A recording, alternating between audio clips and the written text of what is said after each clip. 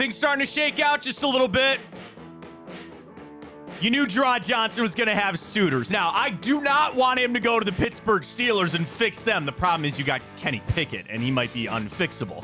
But nonetheless, things are starting to get interesting now as the Browns interviewing their OCs. Going to have to make a hire. You got guys going around. Kellen Moore has found his way to Cleveland now all of a sudden for an interview, but a lot of these guys going to be wanted in other positions as we get the head coaching opening starting to get filled out. Poor Bill, man. Dude.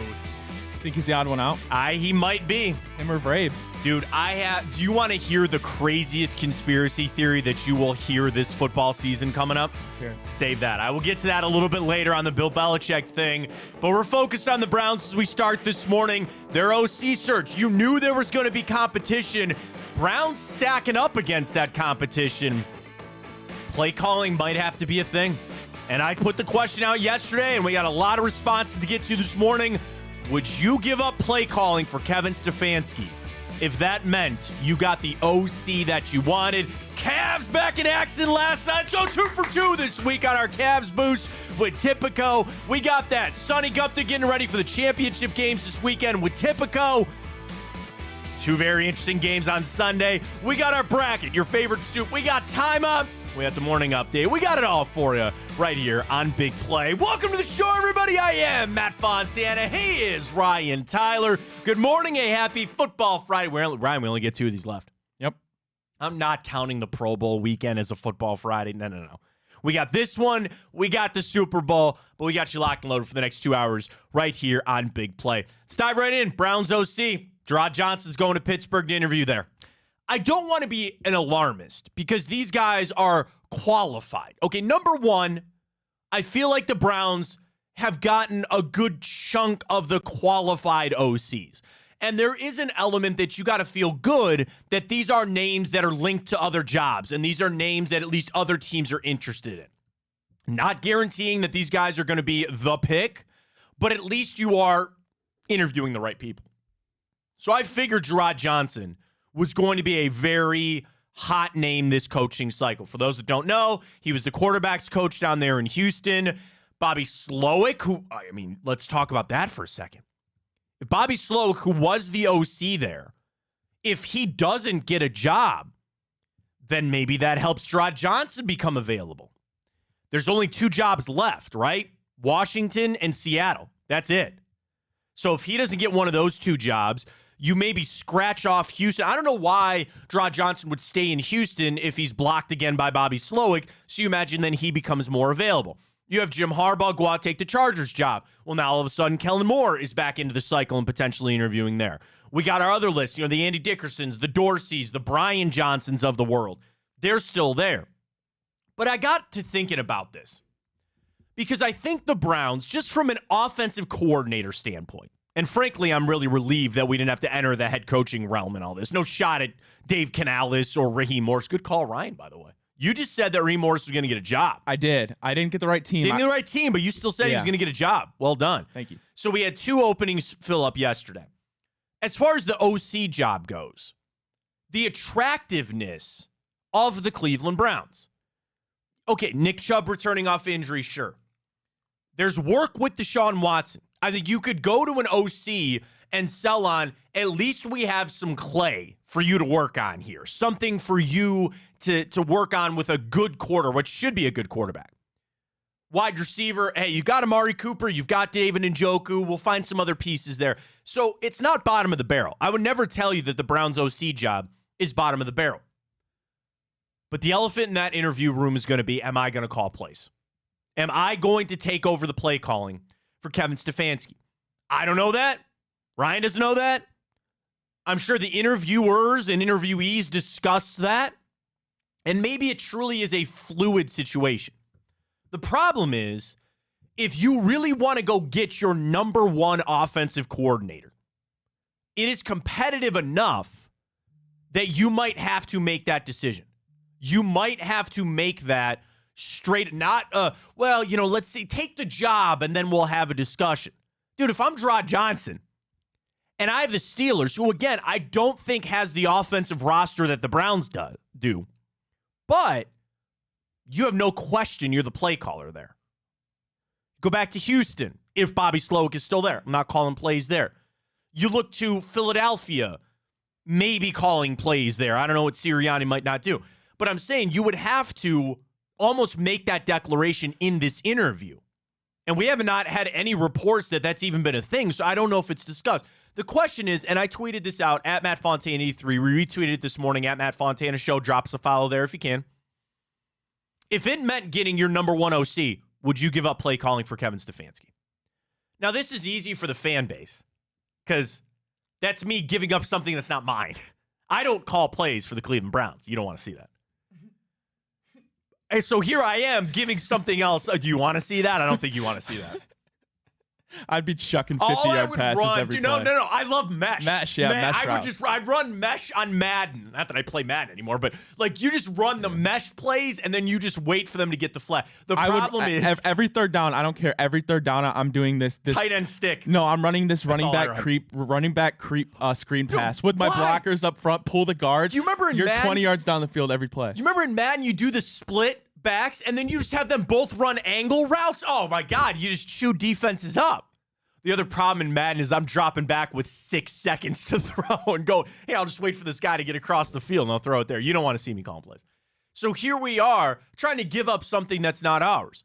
But it's also one of the things that a lot of Browns fans grab onto with Kevin Stefanski. It's always been the play calling. And it's one side of there are elements and times and drives that you go, what a masterpiece. That was beautiful. The play design, guys are running wide open, having a quarterback that hits them on the right. That's not a shot. I'm just saying quarterbacks that hit on time, all that. And there are elements that you point to and you say, okay, Kevin Stefanski knows what the hell he's doing, right? The other side, like anything, it's not always going to go perfect. And people get angry about the play calls, sometimes third and fourth down, and then the timeouts. And people just so badly grab onto this game management thing. And people want your head coach to be solely focused on just calling timeouts or what. Like, I'm not saying that's not important, but the biggest impact a coach could have on a game is play calling. That is the number one impact of any coach. And that's why coordinators are so important. We'll get to the awards later. Congratulations to Jim Schwartz, finalist for assistant coach. Course Miles, Coach Stefanski. And Joe Flacco's a finalist for Comeback Player of the Year. Fantastic. Awesome. But I never bought into that. I never really gave it much thought about you got to have a guy that just stands there and game manages. In today's day and age where they got a little card and on the broadcast in 0.2 seconds pull up stats to say whether or not you should go for it or not. The game manager thing of being a head coach, that doesn't resonate with me. It doesn't. Now, if Kevin Stefanski was fumbling the bag here and making horrible decisions, then maybe I'd have a conversation. I don't think that. I've said this. I'm going to say it again. They're going to go for it on fourth down. They're going to pass up field goals from time to time because that is the NFL that we live in. Don't grab that and try to tell me that Kevin Stefanski is a bad game manager. So we start with fans having that base level on whether or not you like Kevin Stefanski as a play caller. And I got to say, Ryan, I think that is influencing our poll this morning. Because, again, I put it out yesterday. 500 votes. 75% of people said they would want Stefanski to give up play calling to bring in the OC that they want. You're wrong. You are wrong. Because I know Kevin Stefanski can do this job. I don't know that about some of these other guys. Yes, Kellen Moore has called plays before. Ken Dorsey got fired from calling plays. Arthur Smith has done it, and again, he's not linked to the Browns yet. Draw Johnson has not done that yet. I would default to a guy that I know can do it. Okay? That's number one. And number two, this is all on Kevin Stefanski. He's the head coach of this team. And I will fully admit, I think he's really good at his job. And I'm a big fan. I'm not taking that away from him. I don't think he deserves to get it taken away from him. To give it to some guy that you think might be it. And the ultimate reason is, Why? To get some hotshot coordinator guy? Because that's what you want? Because that is what we think fixes this offense?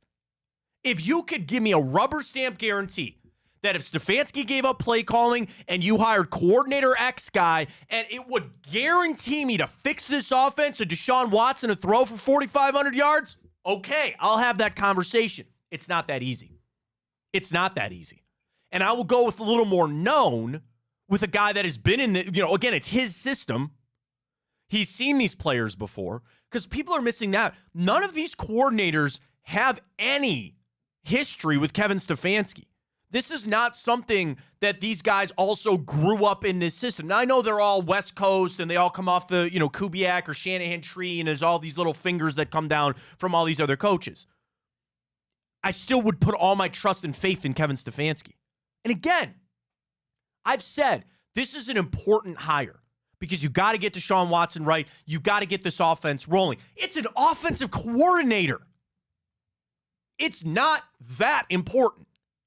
I put a little bit on it for what it is, but I would still rather have a head coach that knows what they're doing, is going to go win Coach of the Year. I don't think Kevin Stefanski deserves to lose the play calling. I don't.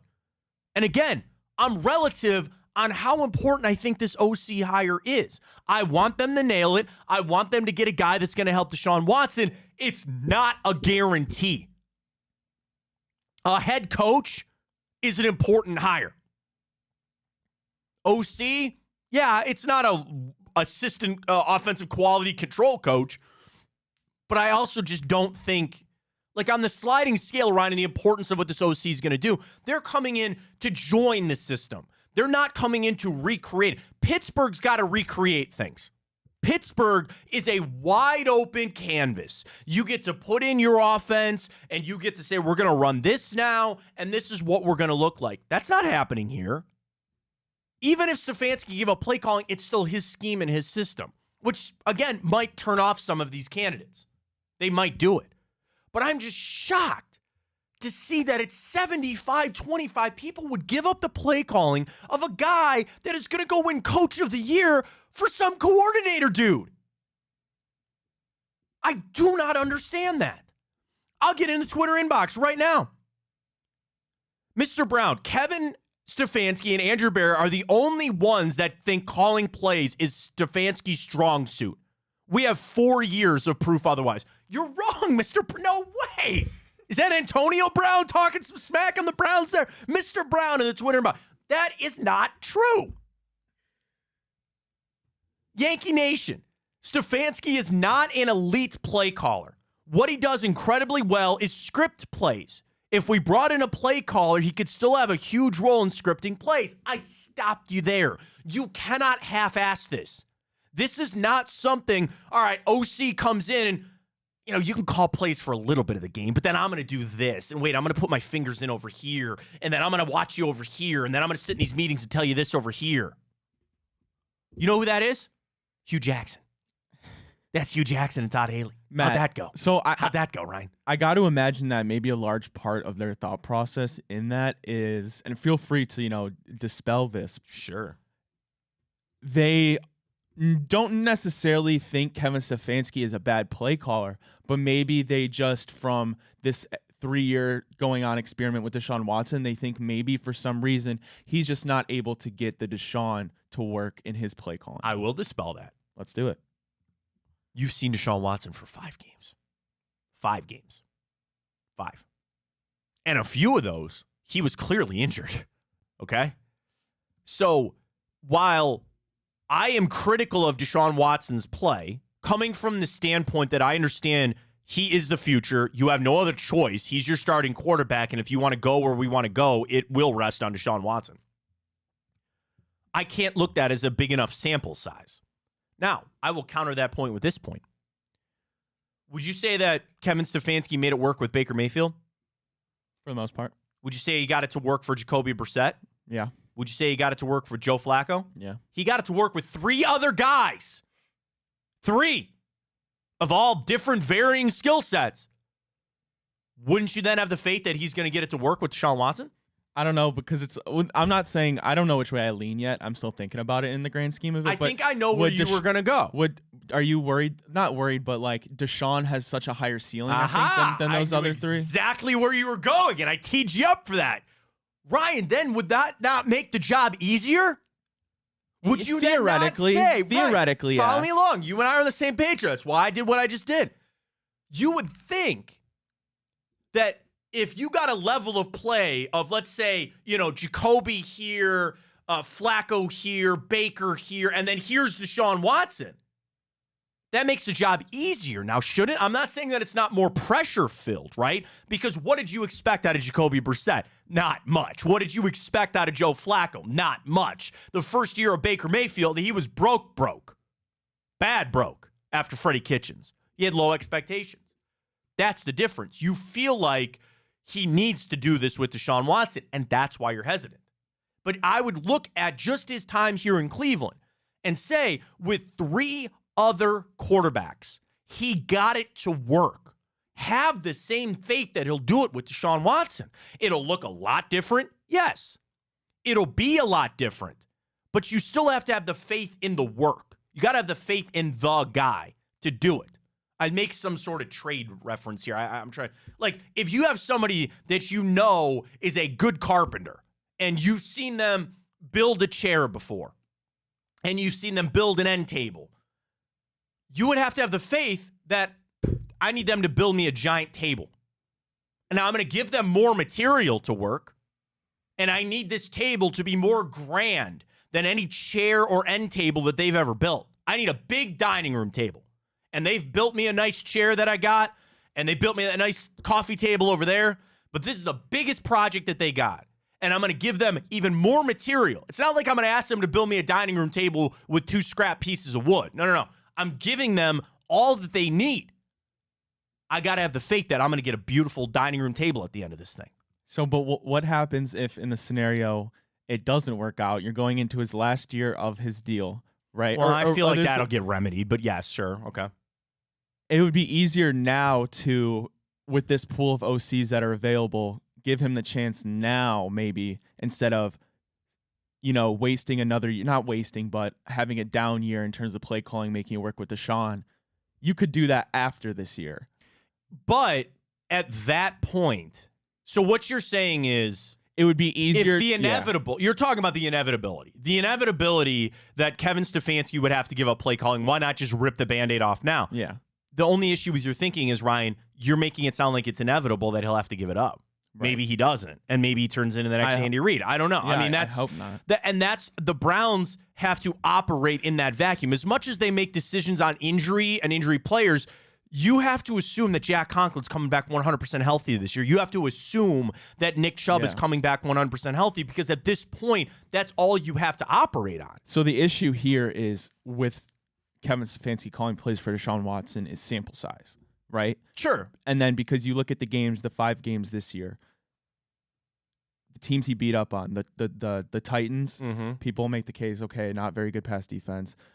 Cardinals, another lowly team, and then and then that second half against Baltimore, which that's the biggest piece of evidence right there. That's what we need to work out. But yeah, I think that's the issue for most people is you only have that little sample size and you're already going into year 3 of this contract. Yeah, and the thing is, it will always come with the bias and the basis that you are starting off on a level of if you want him to call plays or not. Whether or not the OC, and I think that's kind of why. So let me ask you this, Matt. Yeah. Would you rather you give up play calling from Kevin Stefanski, and who's your top candidate right now? Probably Gerard Johnson. Okay, you get Gerard Johnson, right? But if you don't give up play calling, you're getting Dickerson or Dorsey. I would do the second. I would take the second. Interesting. Yeah. Okay. I would take the second. And I don't know. That's me kind of ripping I feel like a lot of people would go the other way. And I guess that's where I would say is really that's the beauty of it all. Then the hire balance. Gerard Johnson as a head coach. You know what I mean? Like that's my comeback, and it's a snarky a-hole response. But it's like, if you're just gonna do that, just bring him all in. And I am tied up to that. This is what I think Kevin Stefanski does best, and it's a little element of, if you take away the thing that he does best and the number one reason why he's here, then why the hell is he here? Now the difference is he's gonna go win Coach of the Year again. And I do think it's more of a powerful spot than we've ever been, that if he gave it up, of course I would still want him here. And I would still believe that he's going to keep this team on the rails and on the right track. I think he's good at calling plays. So to go back to the point, just to reiterate, so you don't think they can go down the route of Kevin still like doing scripted plays and whatnot, but giving up the play calling? No. So you don't see that as an option? No, they would never do that. I mean, okay. I'm sure, and they always talk about collaboration there. I'm sure that if they sat down and said, we're going to help you script the plays, right? We're going to help you come up with this set of plays, and that'll happen no matter what. But then when it comes down to the nuts and bolts, third down in the fourth quarter, trying to go kick a field goal to win the game, that'll be in the hand of the OC. And I do believe, and I want this to be clear too, I believe that Kevin Stefanski would be big enough to step fully aside and not pull the Hugh Jackson crap of sitting there trying to tell. Remember, you know the Pettin clip? When Kyle Shanahan, it's like fourth down, and Pettin turns to Kyle Shanahan, and he goes, I think you should run it here. And Kyle Shanahan kind of looks at him, and he gives him this look of like, what did you just say to me? And Pettin looks back at him, and he goes, all right, call your best play. And Shanahan smiles, and he calls a pass play, and they pick up the first down. Like that kind of stuff, the meddling is what I don't want. So let me ask you this, Matt, then. With those quarterbacks that you named, that I totally agree with you that Kevin Stefanski has made things work with Joe Flacco, Jacoby Brissett, and Baker Mayfield. Do you buy into at all? I'm assuming clearly you're going to say no here, but because I want to get this through because I know a lot of people think this way. Do you buy into, though, that we already talked about that ceiling that Deshaun has is above those guys? Do you buy into it all that Kevin Stefanski doesn't run this modern offense, and that's the type of offense that Deshaun Watson needs to succeed? Sure. And my comeback to that would be, that is where I hope the OC helps. Like, I kind of picture it as, I need this OC to come in and, like, supplement Kevin Stefanski, where I think the base of what Kevin Stefanski does is really good. And also, yeah, we're closing the door that he can't innovate on his own. And this is a copycat league. The Browns are sitting down watching tape of the Dolphins and the Chiefs and the 49ers, and they're all going to take it away. And they're all going to say, hey, they run concepts like this, or we're going to do this. What you want to be is on the cutting edge of figuring out the next big thing in the NFL. Right now, the biggest thing in the NFL, motion. Everybody's got pre-snap motion out the ass, and it's going left and right, and you got guys stopping and then coming back this way. The whole NFL right now is predicated on motion.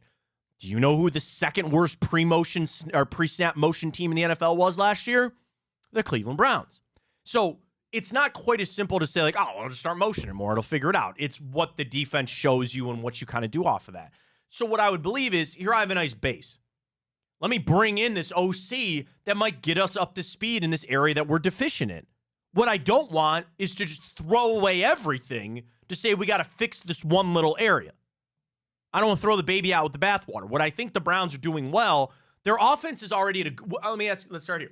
Would you say the offense is already at a good place right now? Would you say the Browns offense is in a good place?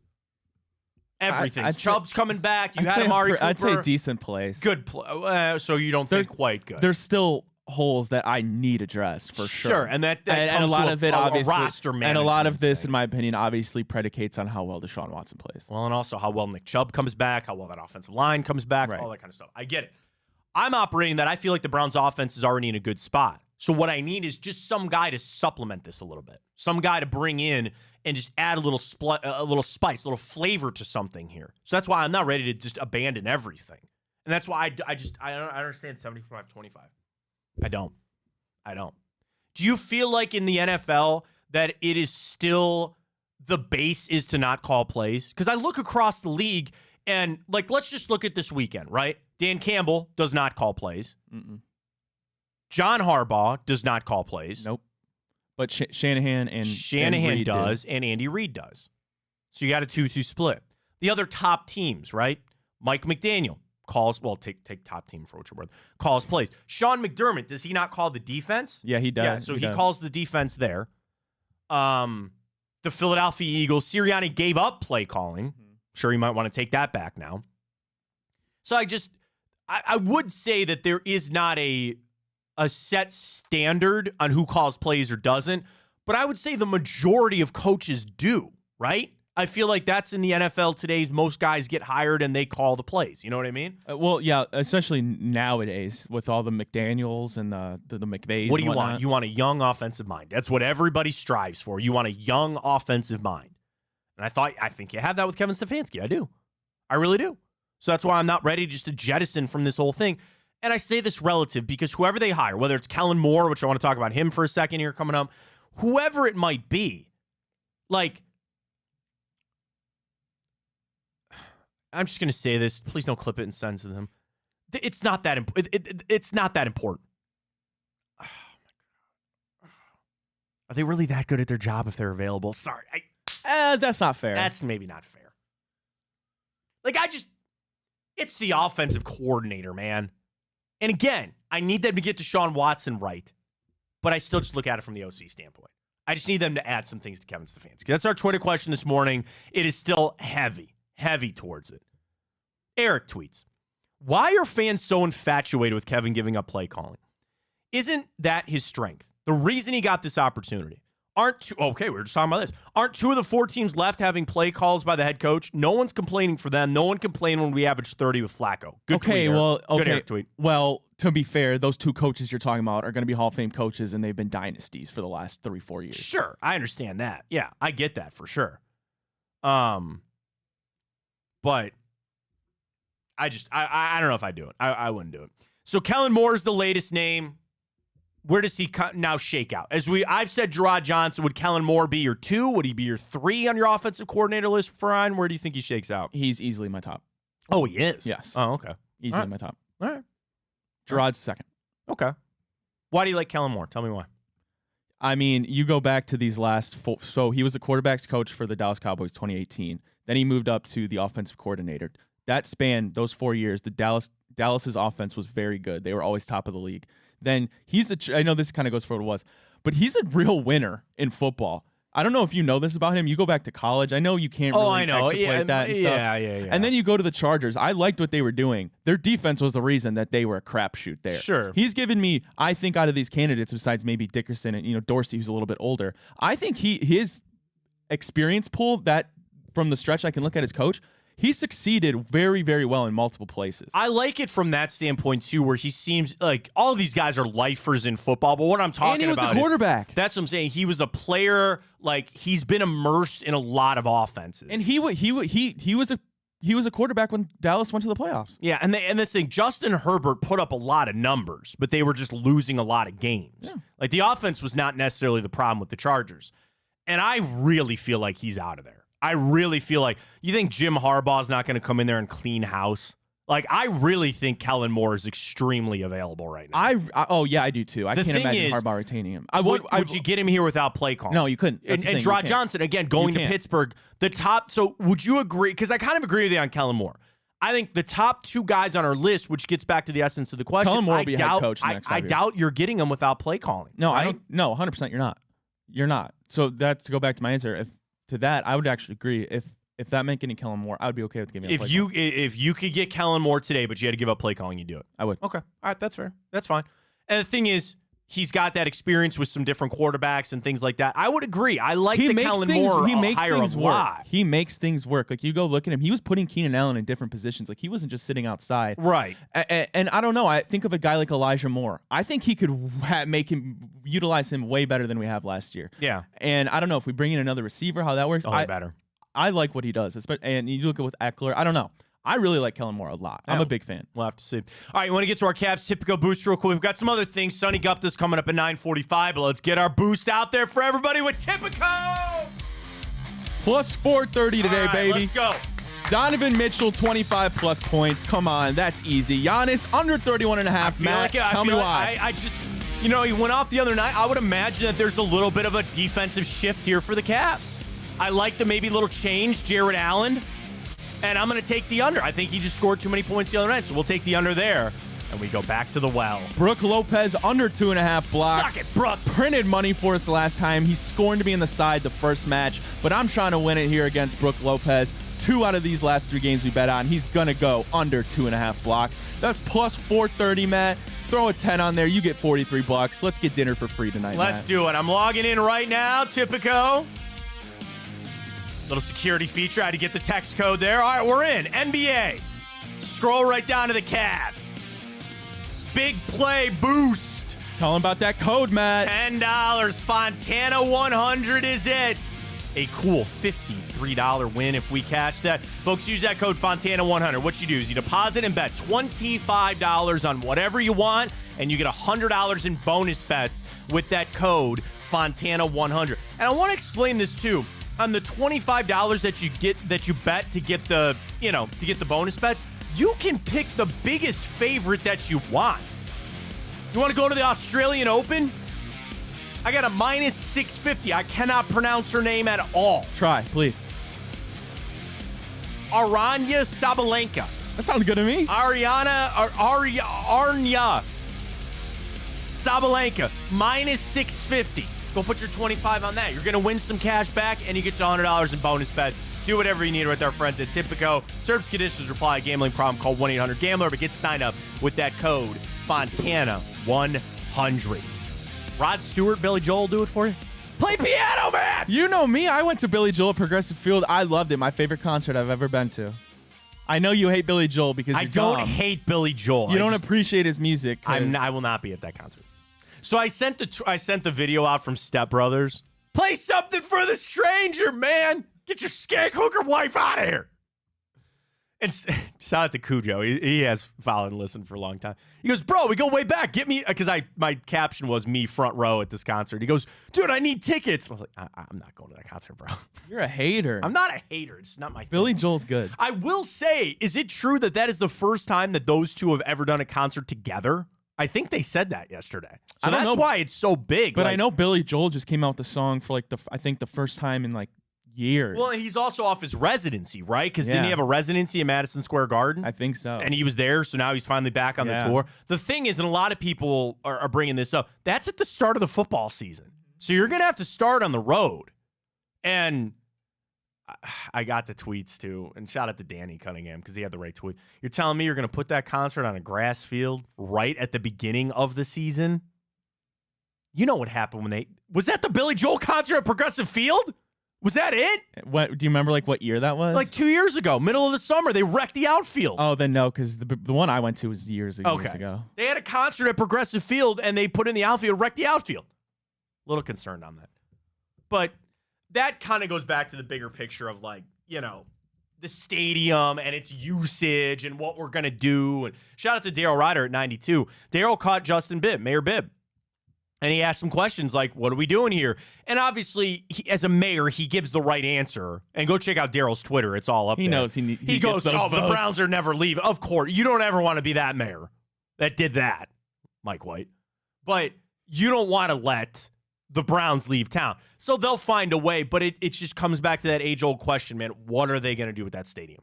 Are they going to refurbish it? The dome? I mean, I don't want the dome. I've said that. I'm on record to say it. Leave it the way that it is. But, Matt, you can get a Final Four, and you could get all this, and you could get all that. There's still plenty of other things you can do. There are still plenty. And I saw this tweet from a couple other people, too. There are other events, right? Bring SummerSlam here, right? I'm a giant Supercross fan. Why does Supercross not come to Cleveland? Now, would that generate billions of dollars? Not necessarily, but I'm guaranteeing you making money off of it. I'll tell you this. There's a note to the Haslams. If you get Supercross here, I'm buying 10 tickets. My brothers and I'll take my son. I'll be there all night. I'll buy your $15 beers. I'm in. What is Supercross? Motocross, like the dirt bikes. Okay. And they do it at all the arena. And you can be outdoors. They had a mud race 2 weekends. What's some monster trucks? Put them on. And they come sometimes too, right? Do it. I just want to say this on the arena. Or the stadium. Where there's a will, there's a way. If there are people that really have a problem with how much it's used, find other things to put there and generate the money. And I'm not trying to do the job of the financial people for the Browns, because I understand you can't just open up the stadium for anybody to come in there. There are operating costs. I understand that. But when people get angry about the usage of the stadium, I think there's other things that they could be doing. Now, this concert is one of those things. And I'm sure, okay, let me ask you this as a relative question too. Now that we live in this era where there are these giant stadium tours, right? It's growing up, Ryan, you went to one place for a concert, and that was the Gund Arena. That was it. And I know Blossom has always been there too. But now you have these giant stadium tours with the biggest the biggest bands in the world and all that. And yeah, I'm sure they would rather be at a dome so you don't have to worry about rain, but they put it up over the stage. I'll just put it this way. If you can get Billy Joel and Rod Stewart to come here and get a concert, you can get anybody. Fill that place up with 4 concerts over the summer. Do it. And hope that it doesn't rain. It can't be that hard. It really can't be. So when I see them announce this big concert, it brings back all these things about the stadium where people want the dome and they want to get okay, let's say they put a dome on it. You will get a Final Four once every, 8 years maybe? Maybe 7 on the rotation with other places. Mark my words. You will get 1 Super Bowl, and that's it. When's the last time they've gone to Detroit? Because everybody wants to be in Miami. They want to be somewhere nice. So you get a Super Bowl. That's it. Okay, what else? In Vegas this year? Yeah. I'm telling you that too. Eventually, they're just going to call it for what it is. They will not leave LA, Vegas. Arizona, probably. Yeah, maybe Arizona. Even Miami. Houston. They'll probably go back down to Houston soon. Let me see. Super Bowl location. Dallas.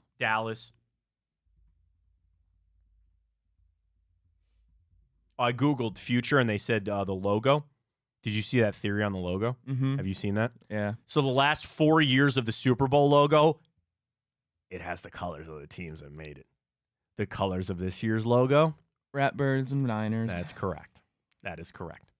Matt, I gotta ask you this because Yes. I've been seeing this take on Twitter, and quite frankly, it was I don't even know how people can say that.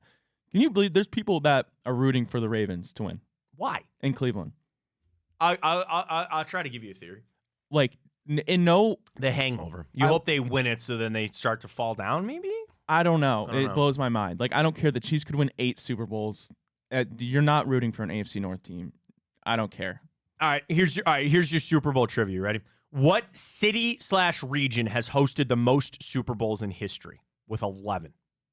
What city or region? It's a city. You can say city. It's a city. New Orleans? Close. They were second with 10. Ooh. Miami Okay. has 11. Now, New Orleans gets it in 2025. Next up is LA. And LA gets it, or had it last year, and they get it in 2027. Then Tampa, then Phoenix, then San Diego, Houston, Atlanta. Metro Detroit has hosted 2 Super Bowls, 1982 and 2006. And I can guarantee you they will probably never host another one again. So this year, it's in Las Vegas. In 2025, it is in New Orleans. Then they go San Fran. Then they're going back to LA. So I that's how it's going to stay. So again, I bring it up from this standpoint. Minneapolis, when they opened that new Viking stadium, they got a Super Bowl in 2018. Look, I'm already out 10 years, and they're not going to get it. They're not in the running right now. They're going to rotate between California, Vegas. I don't even know about Phoenix. Maybe Dallas and then Florida. So putting the dome on it ain't gonna do it for me. It ain't gonna do. I'm always gonna be steadfast in that I don't want the dome. Now, Rod Stewart and Billy Joel, power to you. If you're a big fan, go get them. But I'm sure those tickets will be out the ass, like thousands of dollars to go to that show. It's going to be nuts. But congratulations to the Browns on the announcement. That was a big one yesterday. All right, continue on voting on our Twitter question this morning. At Matt Fontana 83. It's retweeted at Matt Fontana Show. If you could get your number 1 OC pick for the Browns, would you give up play calling for Kevin Stefanski? Is that a sacrifice that you'd be willing to make? Vote on that. We got a lot more at the head coaching hire. Bill Belichick's on the outside looking at, I didn't even get to my conspiracy theory. I'll leave it up to you. Do you want it now? It's up to you, Matt. Sonny's coming up. We could wait. All right, let's wait. I have an insane tinfoil hat, Joe Rogan level conspiracy theory here for you when we return coming up. But Sonny Gupta is going to join us from Tipico. We got to dive into these games this weekend. We'll get our picks for championship weekend. He's coming up. Get that signed up with Tipico. Fontana 100 is the code. We got the morning update. Vote on our bracket. I'll retweet the bracket right now, Ryan. What's it at? Have you checked this morning? I think it's done. I think we have a winner. Oh, you did? Yeah. Oh, I thought you put up for the day. I thought I did too, but for some reason, I don't know. Or no, maybe it's not done yet. It's not done quite yet. Nope, we got 51 minutes to go. I'm reposting it again. Your final four, your favorite soup. There's a 40% lead for somebody right now. Oh, Matt, speaking of Cleveland concerts. What? Justin Timberlake announced his Cleveland date on his world tour. Better text my wife. Is she a JT? Giant. Big Instinct fan?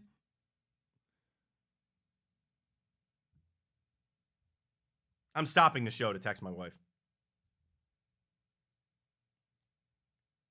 She will die to go to that show. Really? Did he really just announce that?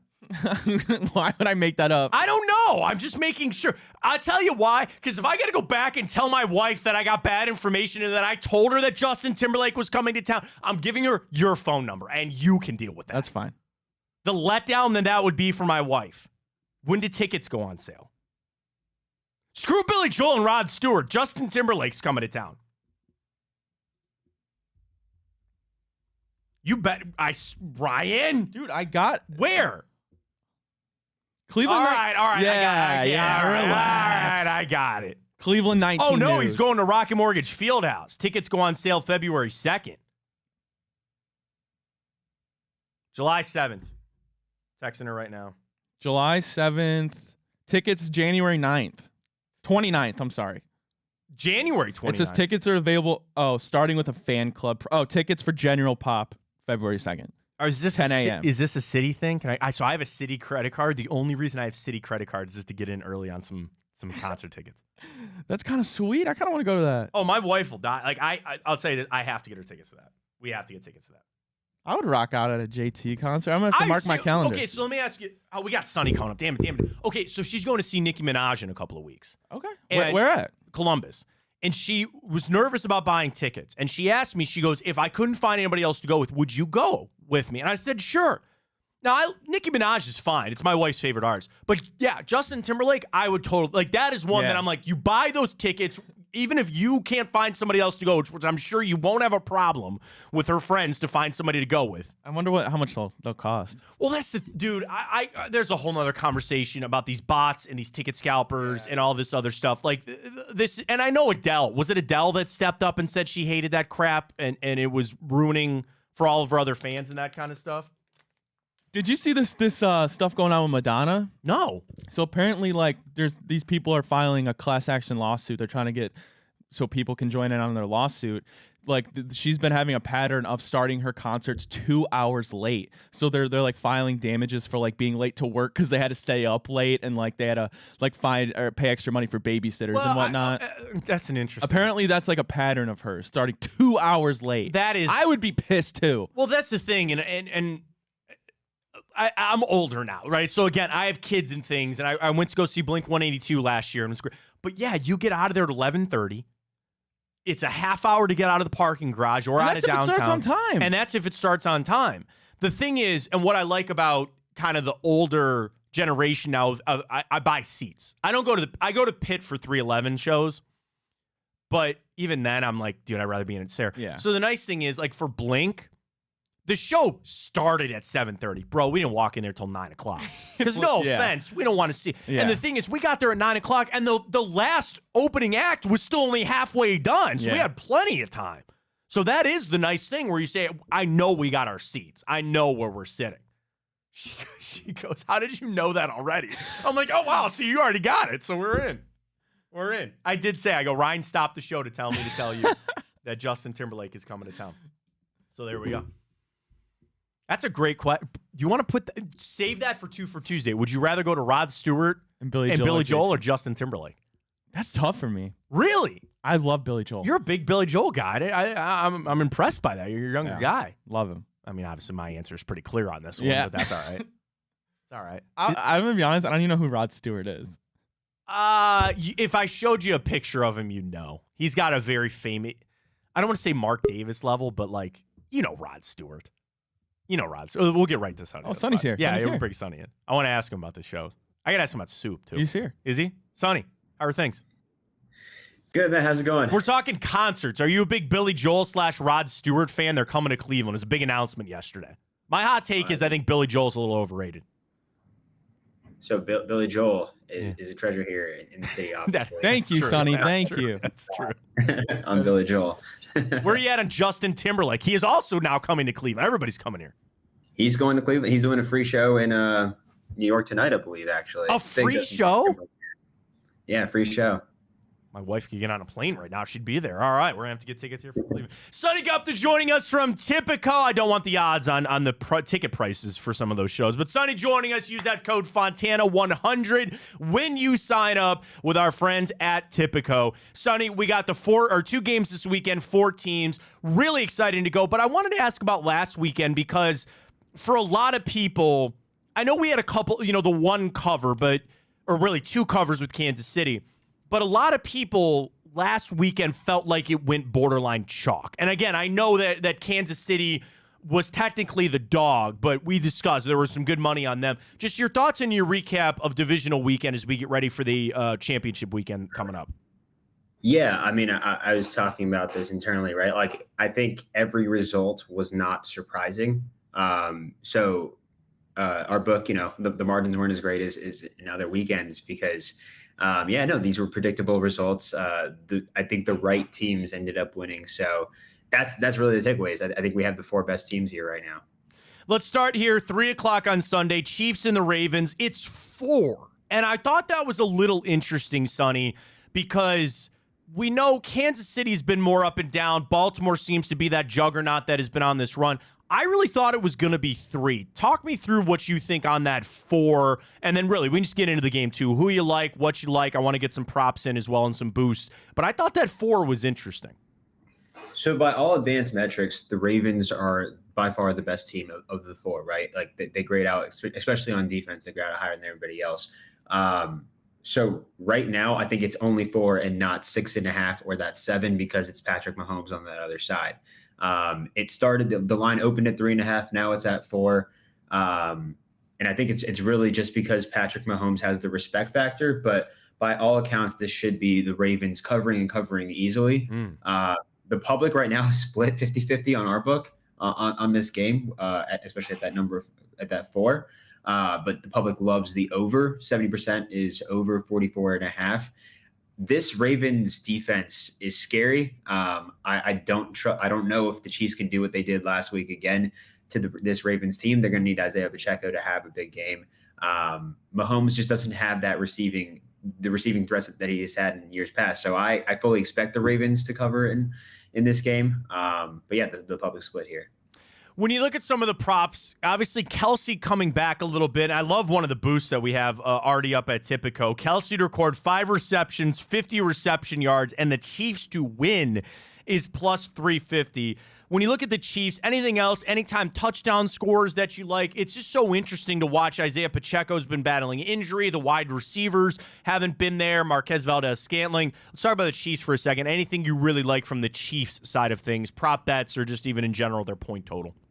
Yeah, so if you go over to Tipico's weekly specials, we have several weekly specials up right now. What's interesting is if you truly believe in this Ravens defensive narrative, the Chiefs right now to be the lowest scoring team of the 4 teams is plus 145. We know Ben Johnson and the Lions have a good offense, right? Lamar Jackson's probably going to win the MVP. He's going to put up points. And then the 49ers, if you believe that they're going to win, they're going to put up points as well. So I think it's really interesting to get plus odds on the Chiefs to be the lowest scoring team of the week. That would be my pick for prop bet.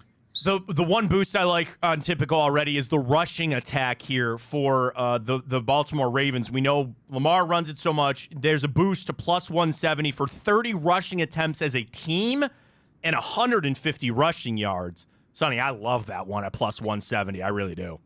I love it as well, right? Absolutely. Like you're keeping the ball out of Mahomes' hands. You're draining the clock. and then your strength is the run game. So I love that that boost.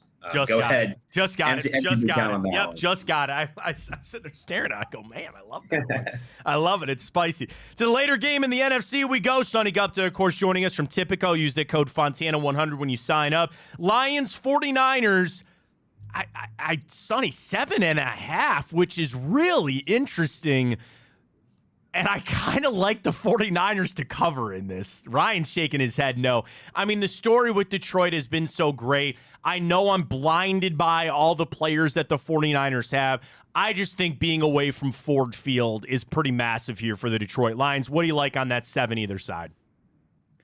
This just feels like we see the 1 seeds in the Super Bowl. It feels like that year, right? I think we have the 2 best teams still in it. I think they're going to play each other in the Super Bowl. I'm with you. I love the Niners to cover, even though it is at 7.5. Obviously, I'd rather have it at 6 or 6.5. I don't love that hook, but it is what it is. I think that the Niners take care of business here. They're finally fully healthy. You have Goff on the road.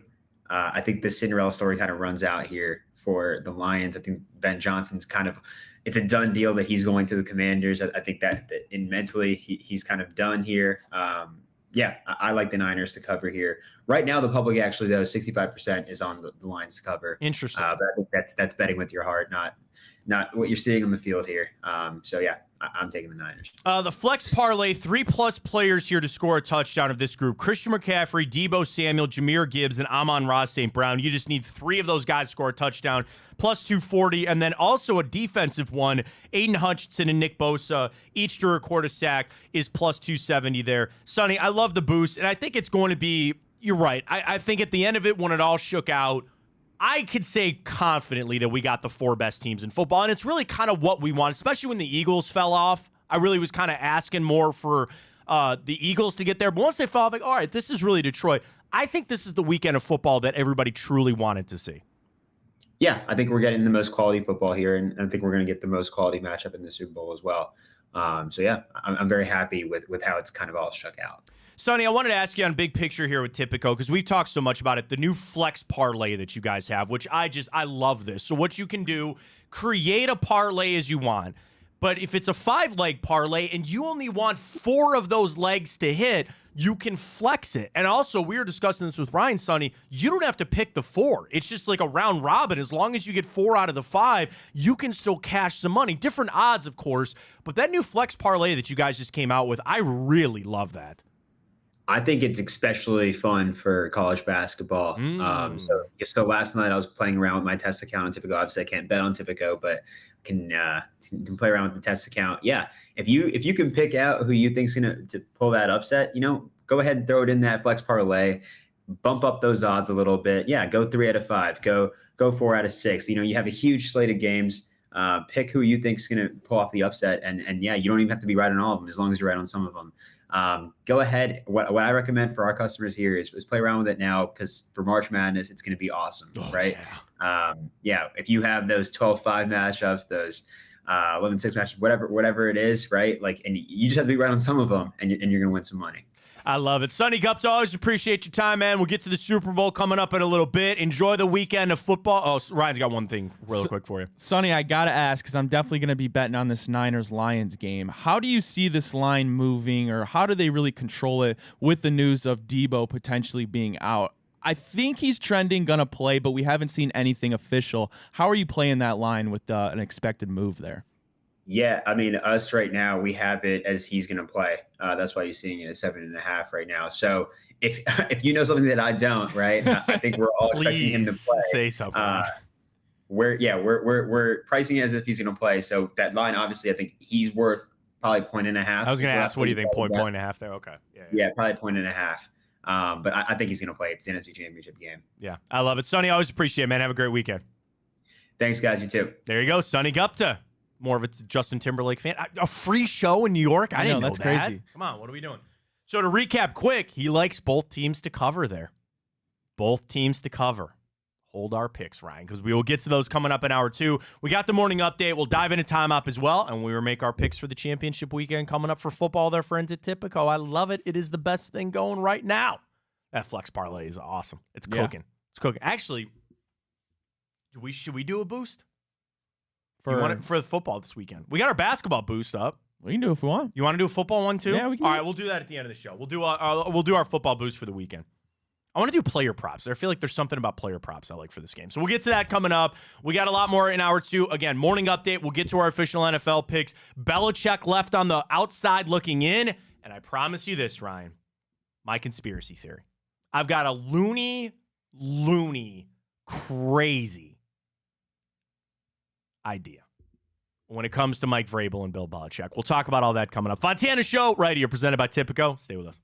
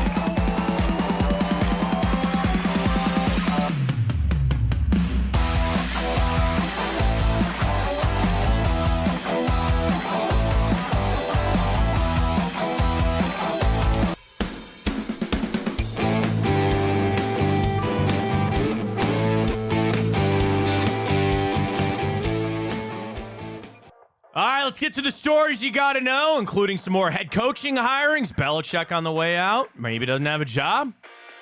New bed.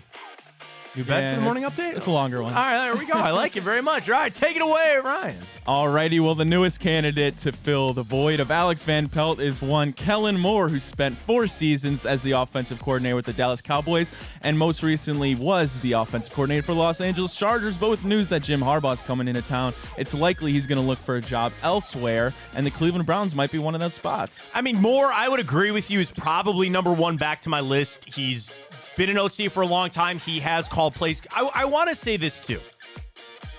It would be nice to have a guy with play calling experience. Because if you needed to break glass in case of emergency, I would like to have a guy here. And whatever that might be. I don't even want to go down through all the scenarios that you might need. So I'm not saying that we should keep away candidates because they want to call plays and they've done it in the past, so they're instantly off the list because they're going to want to do that. If you could find a guy like Kellen Moore that would be accepting of not calling plays at this point, but it's done in the past, I think that would be the ultimate possibility. And again, you just keep that avenue open. And I then trust Kevin Stefanski to make the right call when it's needed. But I would tell you, I would like to have a guy that's done it before. And of the people doing it, Dorsey and Kellen Moore and Brian Johnson are the three that have done it. See, I do. Can I tell you, I can't stop getting this Arthur Smith out of. I just. Keeps circling around for some reason. Did you see yesterday? I thought it was interesting that Raheem Morris, the new Falcons coach, and I don't know who their general manager is. I forget the name, but they're not reporting to like the normal person that coach report to. They're reporting directly to Arthur Blank. Well, that's how it should be, in my opinion. And I know the Browns are semi set up that way. They report to Dee Podesta, and there's two formats, right? There's you hire a president of football ops who answers to the owner, and then the general manager and the head coach report to the president. We've done it here in the past with the Browns, and it's seen as a negotiation tactic for this standpoint. The coach feels more empowered when they report directly to the ownership, right? Because in that way, you only have one boss to please instead of two. And we all live in a world, sometimes you're in multiple bosses that you got to keep happy. It's easier if you just have one. So sometimes coaches strive for that or crave that to only have to go to the ownership. I think you got to have some swag with that. I think you got to have a little bit of power with that. But I'm not saying one's right or wrong. The Browns did that with some coaches. I think we live in a world now where they report to Paul Dee Podesta. In my opinion, I don't know that for a fact, but that's how I think it lays out. Nothing wrong with that, but yeah, interesting times down there for sure. The Cavaliers are back in action. They tip off again in Milwaukee tonight. Giannis Antetokounmpo is again a game-time decision. Injury report pretty clear for the Cavs, obviously outside of our two stars missing time. But, Matt, they look to even the season series at 2 apiece tonight in Milwaukee. I have a good feeling. It's Cavs +5. Our boost is up at Tipico. 3 legs for you tonight. You have Donovan Mitchell over 25. You have Giannis under 31.5 and Brook Lopez under 2.5 blocks. That is boosted to +430. Hit one the other night. I feel good about hitting it tonight. I really like the under tonight too, for some reason. Listen, these teams just played. I put the Giannis leg in there just because I hope the Cavs have a little bit of a better defensive idea of what they're going to do with them. Now, I say that to say this. It's still Giannis freaking Antetokounmpo, right? He doesn't care what defense you throw it in. And got to remember, we talked to Evan Damerall about that yesterday. Jared Allen didn't get into foul trouble in that game the other night. And he was able to guard those guys while not fouling. Might have to do that a little bit tonight. So we'll see. I like the Cavs to cover. I'd love to see them get a win tonight. I really would. Big opportunity again for the Cavs. We'll talk more wine and gold when we wrap up the show a little bit later. Well, the NFL head coaching search this cycle is almost coming to an end. The Falcons hire Raheem Morris, the former defensive coordinator for the L.A. Rams. Meanwhile, the Dave Canales is the new Panthers head coach, the former offensive coordinator for the Tampa Bay Buccaneers, Matt. And that means only 2 more spots between the Commanders and the Seahawks. And Belichick and Vrabel, one of them might not here get a job because there's some big movement of Ben Johnson to the Commanders. Sure. And I think on the Raheem Morris, he's always kind of circled things around. It kind of makes a little bit of sense there. With Canales, it's he and Dan Morgan, who's not, dude, I'm that old. I know Dan Morgan is the linebacker for the Carolina Panthers, not the general manager. They spent like 10 years together in Seattle. So, again, it's always a people industry and who you know and who you're comfortable with. Canales is interesting, though. That's like young offensive mind. And everybody was talking yesterday about how he kind of fixed Baker Mayfield. Bryce Young ain't Baker Mayfield, man. And you don't turn down a head coaching opportunity when you get one. But I think Ben Axelrod, Awful Announcing, sent this, and it was a good tweet. And if it wasn't him, I give him credit anyway. That has a lot of Mike Pettin vibes. Of we can't get anybody else to take this job, so we're going to find somebody a little down the rung on the ladder to take it. And I think that's probably what happened with Carolina. They're in a little bit of a mess. It's going to be hard to fix Bryce Young. But what they said about Baker Mayfield was they quickened him up. his dropbacks. The years that he got sacked the most, not surprisingly, was the time that he spent the most in the pocket. And I'm talking about tenths of seconds, like 0.2 of a second average of him getting the football up is what he quickened it up. Sounds like he's going to have to do that with Bryce Young.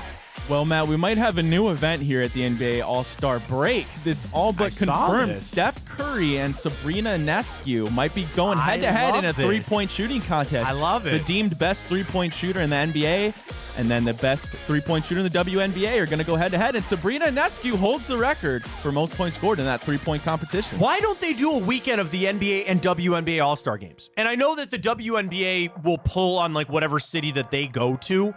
Combo that up. And then you can do the 2-day, Friday's always the skills competition and stuff. Do this. Put them together. Saturday, you do the sophomore rookie game for the NBA and the WNBA. And then on Sunday, have the WNBA play at 3 o'clock, and then the NBA goes at 8 o'clock. I think that'd be a great idea. It has been so great. And I give credit to ESPN in part because of this, of their picking up of the WNBA. It's never been as popular, which is great, which is awesome. And then especially next year when Caitlin Clark makes it here, it's going to be awesome. It's going to be great. God, I wish we had a team back. I really wish the Rockers were back here. I think we'd handle it. I think we can handle it. I really do. It's a great idea. They should try to do more of this. It's not like you could ever have them play a game against one another, but the three-point competition, the skills competition, I know that they've done this before of bringing in some legends and whatnot. I think it's awesome. I think the growth of the game has been really great as well. And again, you just talk about the star. I'll tell you this. At this point of just being a fan of sports, I've never been able to name as many WNBA players as I can now. Yeah, it's just the growth is great. It's Caitlin Clark. And then, again, especially when she comes next year, that's just going to be massive. It's going to be great. So good for them. Good for the game. I can't wait to watch. I really am excited for that. Well, keep talking about the All-Star game. The NBA All-Star starters were announced, and King James makes history once again as the only NBA player to be named 20 times to the All-Star team. That passes Kareem Abdul-Jabbar, who had 19, Matt, and a lot of people think Donovan Mitchell got snubbed here. Not necessarily. I mean, Donovan was always going to make it as a reserve. The issue is going to be Jared Allen, right? Because if you look at, I want to pull the full roster up. All-Star. Okay. NBA.com. So it's they're not doing the captains thing again, right? Because it's just East-West. Good. Keep it that thank way. God. Keep it that way. Absolutely. So you had Giannis, Embiid, Tatum, Tyrese Halliburton, and Dame Lillard. LeBron, Durant, Jokic, Doncic, and Shea out in the West, which is great. A lot of people thought Curry deserved it over Shai. It's fine. Here's the issue that you're going to have with the Eastern Conference big men. Number one, you already have two in Joel Embiid and Giannis Antetokounmpo. Then,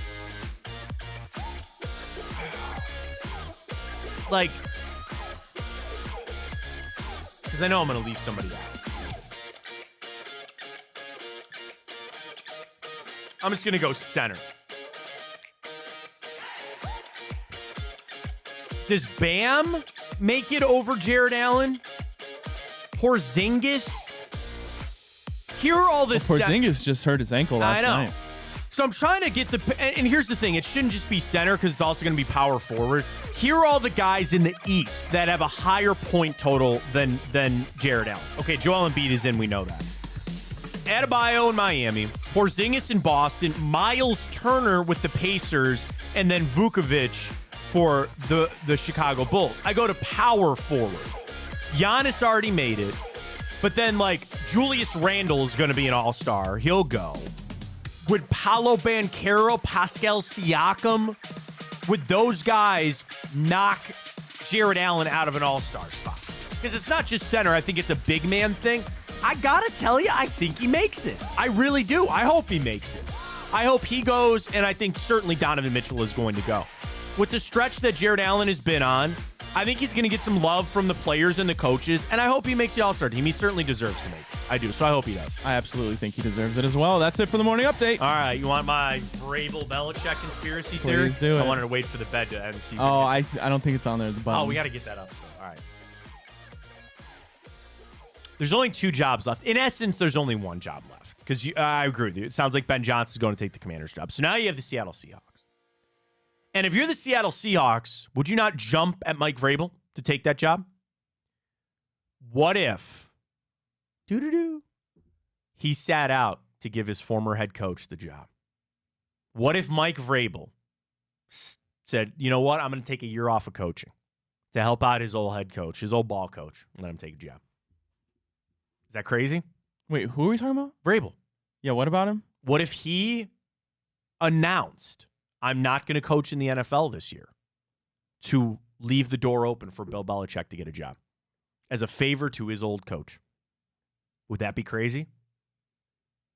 Could you see that? I see your gears turning over there. You're thinking about it.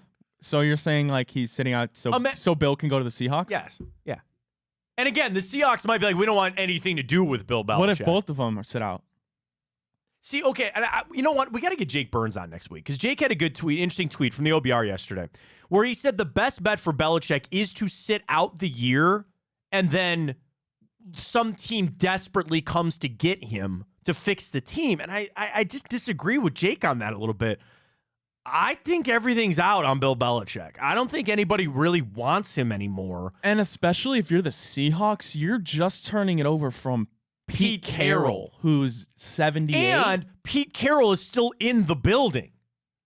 He's still in the front office. I don't think that's going to work. I don't think, but I just thought, I thought it more about the Atlanta job. Because again, it seemed like all the eggs were in the basket of Belichick going down to take over the Falcons job. And I just thought about that. If the last two guys were standing for a job with Vrabel and Belichick, would he step aside to let Belichick have the job to let him chase out his dream as a thank you to his old coach? Knowing it's possible that Mike Vrabel, as long as he is breathing, he is going to have a lot of job opportunities in the NFL. Mike Vrabel is a really good coach and almost should have the pick of the litter. Now, here we are, of course, which is interesting. I'd snatch him up in a heartbeat if I was Seattle. I'm sure Ohio State fans will take it very kindly to him sitting out for a year. He's not, you're right. Everybody will be freaking out. He's not going back to college. He's not going back to Ohio State, at least this offseason. I don't think ever, to be honest with you. But if I'm Seattle, now you're down to this last job. What if? Just what if? I don't know. I just wanted to bring that up as a crazy harebrained conspiracy theory. I'm trying to think of like the names that are still out there for potential head coach jobs. Like, what about Bobby Slowick? I mean, things seem to have cooled on Bob there a little bit. Things seem to cool off on some of these guys. You only got a couple left. Sorry, I'm getting my pen out. You want to do our picks? Yeah. You ready to do them? Yeah. All right, let's do our picks for the weekend. Presented by Typico. All right, let's go around the league. Let's do it.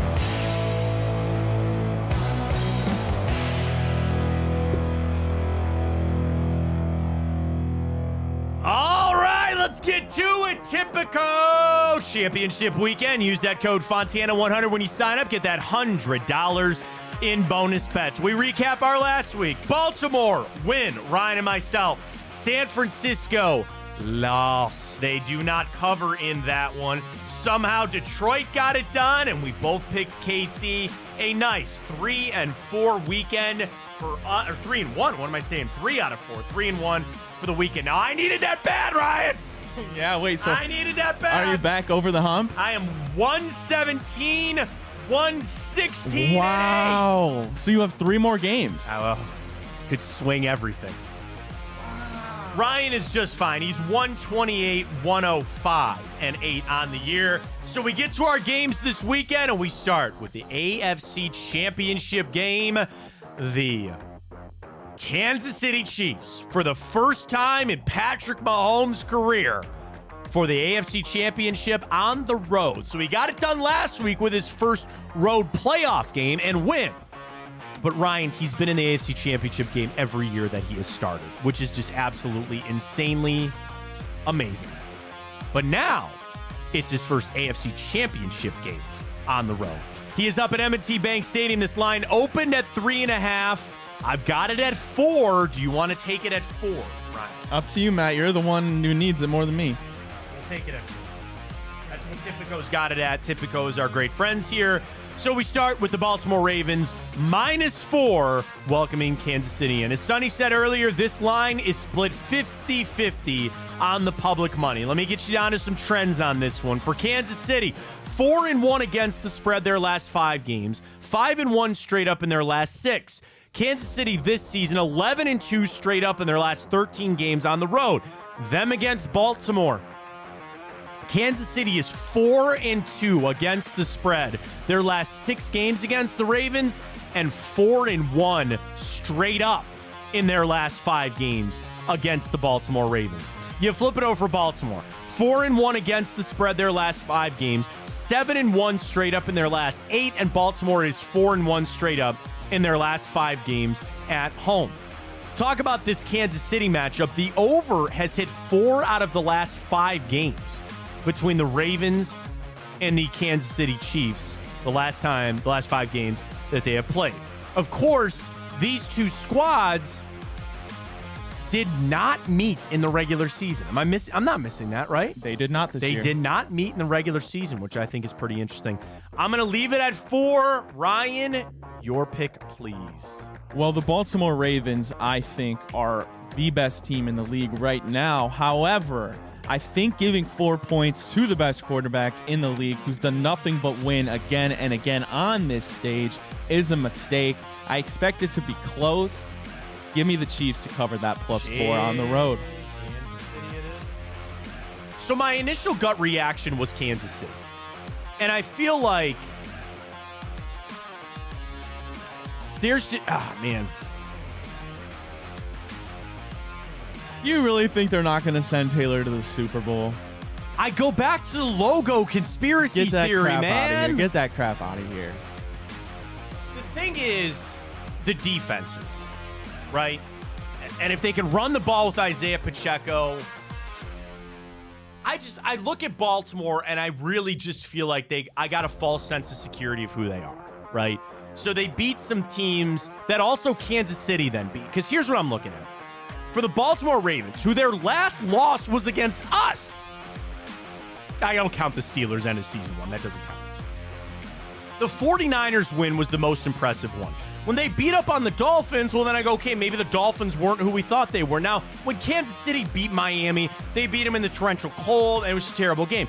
And then, okay, fine, they beat a Texans team that maybe didn't really feel like they should be there. I'm going to go Kansas City as well. I think Baltimore's going to win the game, but I think Kansas City is going to cover. I think Kansas City's going to win. I can't put money on the Baltimore Ravens. In good conscience, I just can't do it. So I will take Kansas City in this one. I will agree with you on that, Ryan. To the NFC Championship we go. It is the Detroit Lions making the travel to take on the 49ers. I got this at 7.5. Is that good for you? Yep. -7.5 for the home 49ers. This one's a little more split. 52% of public money, as Sonny said earlier, just slightly over on the Detroit Lions side of things. So let's start. I will go with Detroit. 5-1 against the spread their last 6 games. 5-1 straight up in their last 6. Detroit 8-2 against the spread their last 10 games on the road. You want to hear some troubling statistics against the San Francisco 49ers? Detroit is just 1-11 in their last 12 games against San Francisco. Ryan, they are on a 10-game losing streak when played at San Francisco. Does that streak come to an end? We'll find out. San Francisco just 2-4 against the spread their last 6 games, but 8-2 straight up. How about this? In their last 6 games at home, San Francisco has not covered. 0-6 against the spread their last 6 games at home. And as I mentioned, they are on a 10-game win streak when Detroit is on the road against them. 7.5. I'm going to take San Fran here. I will heed Sonny's advice on this one, and I will take the San Francisco 49ers minus that 7.5. Ryan. Well, it's certainly going to take a Detroit miracle to go to the Super Bowl here, no doubt about it. The Niners are the most loaded team, I think, in the NFL. 7.5 points is a hell of a lot of points for an NFC Championship game. I still think there's some in the tank left there for Dan Campbell and his Lions. I expect it to be kind of a similar game in terms of game flow and closeness as we saw in the divisional round against those Packers. I'm going to take the Lions here to cover, Matt, but I still think San Francisco is going to get the job done. You want a crazy San Francisco stat that I got pulled up? San Francisco 49ers were favored in all 17 of their regular season games and were also favorites to win the Super Bowl entering the season. They are the 10th team in NFL history, well, I guess the 10th team since 1980 to accomplish both of those in the same season. So again, they were favored in every game that they played, and they're the favorites to win the Super Bowl. The Niners have done that 5 times since 1980. The rest of the NFL has also done it 5 times. There were 9 previous teams, Ryan. How many of those 9 do you think made it to the Super Bowl? So again, they were favored in every game that they played, favored to win the Super Bowl 9 times since 1980. How many of those 9 teams actually made it to the Super Bowl? So just made it. Just made it. 9. 7. 7, okay. Including 5 straight. Of those 7, 4 of those teams won the championship. 95 Cowboys, 94 49ers, 91 Washington, and the 1984 San Francisco 49ers. Now, here's your streak. The last 3 teams that did that made it to the Super Bowl, lost. 17 Patriots, 07 Patriots, and the 2001 St. Louis Rams. What a hell of a stat. Isn't that? Do you want the biggest conference upsets since 2000? Because again, at a 7-point spread, that would land them as the 4th biggest upset in conference championship history. The 2002 Patriots were 10-point dogs against the Steelers, won that game by 7. The 2013 Ravens were 8-point dogs at the Patriots. They won that game by 15. The 2008 Giants were 7.5-point dogs against the Packers. They won by 3. The Bengals in 2022 were 7-point dogs at Kansas City. They won that game by 3. And then the Titans, all the way back in 2000, were 7-point dogs against the Jags. They smoked them 33-14. So that's where it would lay out if they were able to pull that off. Matt, can you tell me the 3 quarterbacks in NFL history who have won 14 or more games? I saw your tweet. Oh, dang your it. tweet. Dang it. I saw your tweet. Isn't that crazy? Peyton Jared Manning, Goff. Tom Brady, And Jared Goff, which is absolutely insane. I got one other thing here on Mahomes. Would you like it? Yeah. So Mahomes has been an underdog now for 2 weeks in a row. The last time that Patrick Mahomes was an underdog in consecutive starts was his rookie season in 2018 when he was back-to-back road starts. That was the only other time in his career he won both of those football games. That's all he does. Mahomes is 8-3 in his career as an underdog, the best record of any quarterback in the Super Bowl era with a minimum of 10 starts. Chiefs are 3.5-point dogs. It's just the 6th time in Mahomes' career that he is at +3 or higher. It's the first time since 2020 against Baltimore. He is 5-0 against the spread in his career when it's more than 3.5 or more than 3.5 or higher. We got it at 4. Mahomes 11 games as an underdog. He's 11-0. I like our Kansas City pick here. Shout out to the Action Network. They had a lot of good stuff here. I don't have much on the Ravens. Oh, here. Okay, I got it. You want to know a crazy stat, Matt? Sure. So there's been 5 times in NFL history that in a championship game, like conference championship game, that the number 1 and number 2 defenses in points per game allowed have met. Okay, and that's going to happen this year because Baltimore's number 1 and Kansas City's number 2. The reason I bring this up is because the winner of that game has gone on to win 5 out of 5 Super Bowls. There you go. So some good little trends there for us as we go. Again, to recap, Ryan and I are on the same page here. You took San Francisco, right? Did you? I took Detroit. You did? To cover. Detroit to cover. So we'll differ. We both take KC. I'll take San Francisco. You'll take Detroit. I'm starting to lean back on that Detroit thing, man. Damn it. I kind of like going back to Detroit. Because how could you not? They're so Dude, fun. I feel really good about the Chiefs. Is that weird? I feel really good. I said earlier I thought Baltimore was going to win. I read some of those trends there, man. It kind of flipped me on that. kind of flip me. I might do a big one here. Taylor Swift's going to the Super Bowl. Like, I by that. Did you see Warren Sharp's tweet about the referee assignment this weekend? So Warren Sharp, who does a lot of the football, like he dives into like numbers, man. Their referee for the AFC Championship game, he is the most lopsided road referee in the NFL. oh, of course. And everybody goes, here you are. You want to find it real quick? Yeah, please. That does not surprise me in the slightest. And some people got up on Warren and they're like, what does that mean? And this is all crap. And, you're just trying to pick numbers that further your narrative or things like that. I'm going to have to find it. He tweeted it a while ago. Hang on. If Patrick Mahomes wins the Super Bowl this year, Matt, where does he already stand amongst the all-time greats in it? I mean, I think he's already a top 10 great. I think at this point you're talking top 7, maybe top 5. Everybody's got a different metric. Like, for my money, Peyton Manning's the best quarterback that I ever saw play. Now, I didn't really see Aikman. I didn't really see Joe Montana, Terry Bradshaw, all these guys. I know people freak out about Tom Brady. Tom Brady's probably the best to ever do it, but as far as, like, statistics and numbers and who I think was the best at quarterbacking, Peyton Manning was my guy. So I would say Peyton Manning. So if you talk about a jumbled list of, like, Mahomes. All right, let me do it this way. Manning, Tom Brady. Would you put Montana ahead of him? Would you put Aikman ahead of him? My top 2 are Brady and then Manning. Yeah, right. So I mean, Manning had 5 MVPs. I know. Aaron Rodgers then would be in that conversation with 4, but he's only got 1 ring. Yeah, I mean, Peyton only has 2. I know. So I put it this way. Mahomes is already top 10. I think with a win here, he's borderline top 5. This is insane. Yeah. He's not even 30. I know. He's been starting for what, 6 years, if that? And he's made it every year. Here's the referee. NFL assigned Sean Smith to the Chiefs-Ravens game this weekend.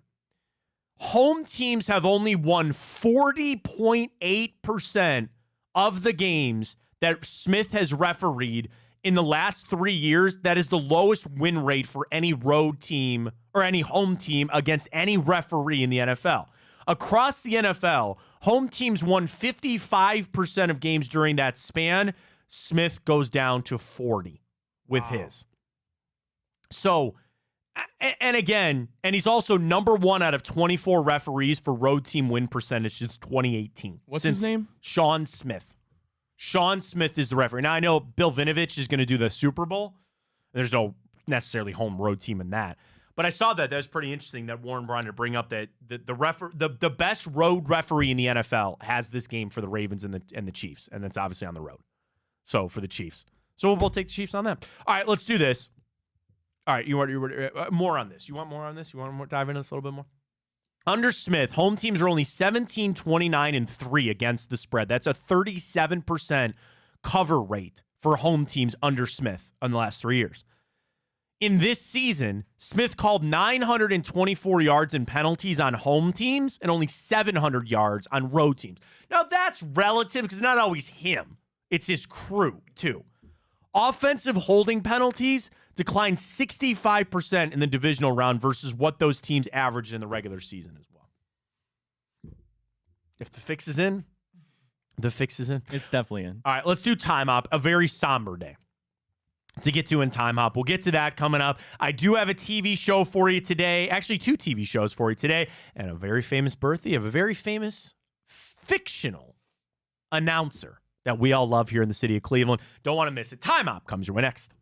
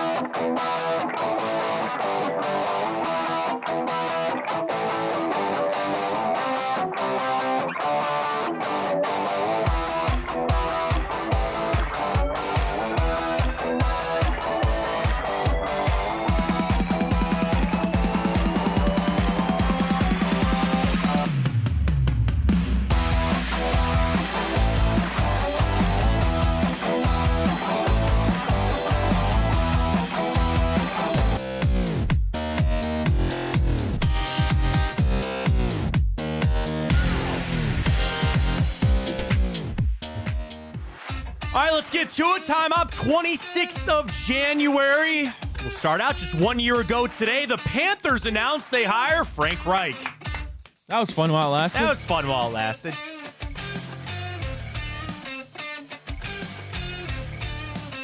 I'd take him. Huh? I'd take Frank Reich here. He's... make that phone call. Seriously. I'd call Frank Reich. I'm a big Frank Reich fan. I'm sorry. I'd bring him here. Dude, he's still getting paid out from the Panthers. Come here, have a nice cushy job. You don't have to call plays. It's kind of pseudo take a year off. I'd take Frank Reich here in a heartbeat. I'd take him here in a heartbeat. Did you see they gave Dave Canales a 6-year contract? I'm sure they did. Dude, it's the Panthers. Nobody wanted that job. Nobody wanted that job. But they hired him 1 year ago today. Also, this day, 1 year ago today, 2023, it was announced that Stranger Things had been the most streamed show of 2022 with 52 billion minutes watched on Overrated. Netflix. Overrated. I just broke Matt. Did you watch the show? I sure did. I watched one season. Oh, stop that. That's why. This 4th season, greatest season of television I ever watched. What? Yes. Yes, I swear to God. I've watched Breaking Bad. I've watched Dexter. Orange is the New Black. I've not watched Sopranos. I've not watched Succession or Entourage. There are great You're shows. saying Stranger Things is better than Breaking Bad. That individual season of Stranger Things, wow, best season of television I ever watched. That's crazy. Best season of television I ever watched. Hands down. Hands down. You got to be into sci-fi, okay? I am. I will tell you that I thought the first season, it did start a little slow. I will preface it by saying that the 3rd season, you're probably not going to like either. It gets trippy. But this 4th season, holy cow. It's already, I mean, it's out. They're filming the 5th season. It's delayed, unfortunately. But I'm telling you, man, get through it and watch the 4th season. It's well worth it. Who's your favorite character? I would spoil it for you. If I told you the 4th season would be spoiled. How? You will find out who this character is later. Eddie? No. I mean, yes, you will find out who Eddie is. He's I'm great. pretty sure I've already had everything spoiled for me. Vecna? Honestly. Yeah. Vecna, dude. It's a great, it's well worth it, trust me. And again, it was the most streamed show in 2022. You remember when baseball said we will not have any Hall of Famers? Because it happened this day, 2001. Baseball announced that no players made the Hall of Fame threshold, so nobody would go in the class of 2021. That is just... That's just a joke. Absolutely a joke. I'm trying to see if I can pull up the balloting here. So you need 74%. Kurt Schilling's got 71.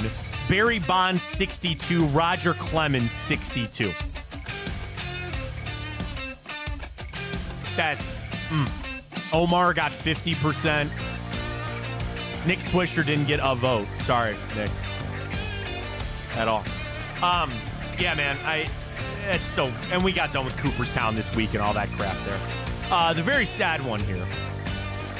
This day, 2000, Kobe Bryant passed away. And you and I were talking about this before the show a little bit, Ryan, that is one that you'll forever remember where you're at. So it was a Sunday, and my wife and I were out at one of our favorite brunch spots, and we were sitting there and having a beverage and having, I think, a breakfast burrito, because knowing me, I love breakfast burritos. And I was sitting there, and I on my phone, Twitter just kept saying there was unfortunately a helicopter accident. And then it started leaking out, wait a minute, that was Kobe Bryant's helicopter. And then they didn't know if he was on the plane or not. And then it comes out that he was. And it was just such a sad day. I mean, losing anybody in that fashion, and certainly the other people that were on the helicopter as well, his daughter, their friends. That was one that you just, again, just completely shocked. And you just remember exactly where you're at. I remember watching the TV, and they had the video of, down on the wreck site, and just like, oh my God, it was so sad. And obviously the outpouring after that of the support and just the messages and all that. You just never thought, man. It's just so sad. Kobe Bryant passing away this day, 2020. This day, 1988, Andrew Lloyd Webber's Phantom of the Opera opened on Broadway and became the longest-running Broadway show in history. It had 13,980 1 performances from this day 1988 up until April 16th of last year. It finally closed on Broadway. I would ask you the trivia question, Ryan. What is the second longest running show on Broadway? It actually is currently still running. Okay.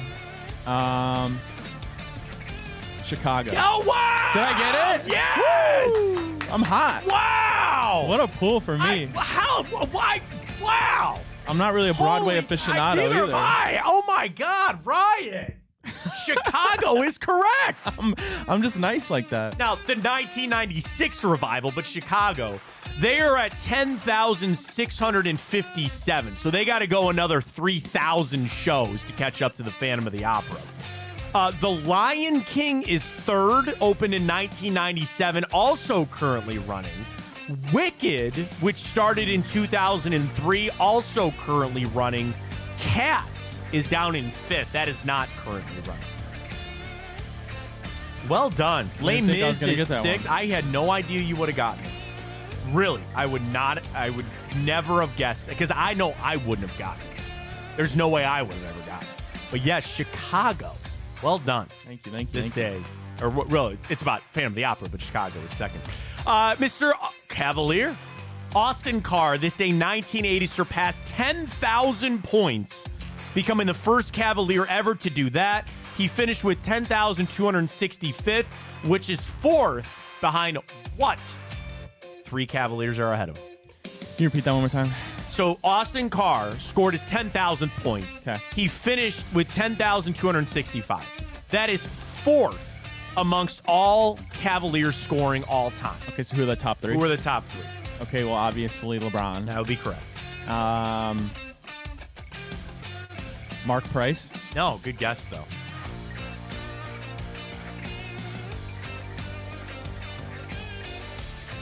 I'm just trying to get this perfect. I don't want any more misses. So I I'm know. really thinking. Okay. I mean, Kyrie? No. Really, what's he at? You know?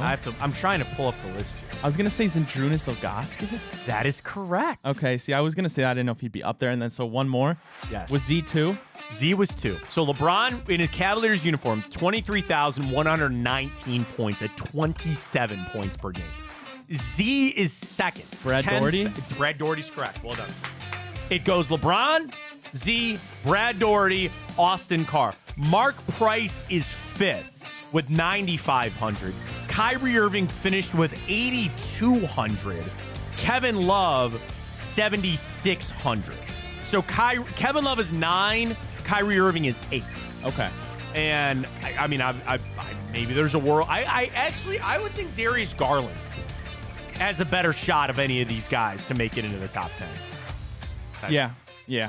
Maybe that's me projecting a little about Donovan Mitchell's future. I don't know. But yeah, Mr. Cavalier himself, Austin Carr. Do you know about the blizzard of 78? No. You ever heard of it? It started this day in 1978. My father-in-law told me a lot about it because he was in college at Bowling Green. Bro, they had 10-foot snowdrifts. He goes, everybody told us about this storm. As good college students, we stocked up on food and beer. They didn't get out of their dorms for 4 days. Wow. Cleveland, I saw this morning from Scott Sable. Shout out to Scott. Great follow on Twitter. I love Scott.